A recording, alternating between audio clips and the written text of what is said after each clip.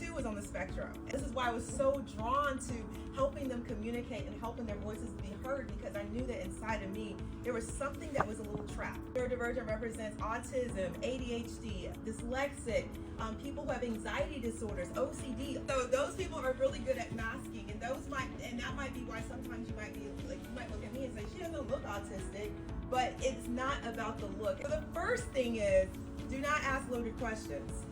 We can only process 1 to 2 sentences at a time. And just because we are staring into space does not mean that we are not paying attention.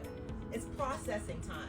Neurodivergency is about the way that we process stuff. So it's processing lights, processing sounds, processing touch, processing conversations, processing human interaction with each other.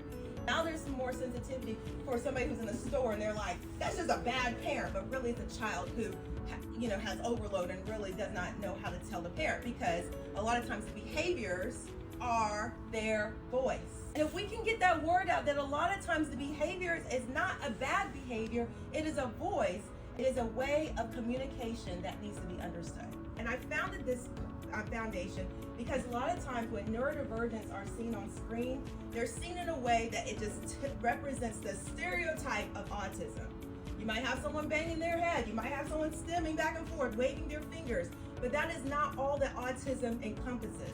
There's a lot of people who are on the street who probably have a diagnosis of neurodivergency that no one took the time out to say, was there something that could have been done as a child?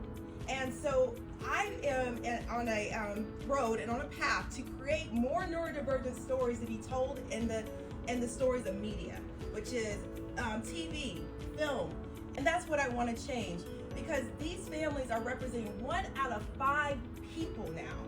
It is the biggest thing, but it is the least represented. And so that's why y'all matter, because when you tell your stories, when the way that you guys form and you give your human-centered stories versus a disability-centered story, this is how police officers take on autism. This is how doctors take on autism. This is how people who work in a Macy's and they see someone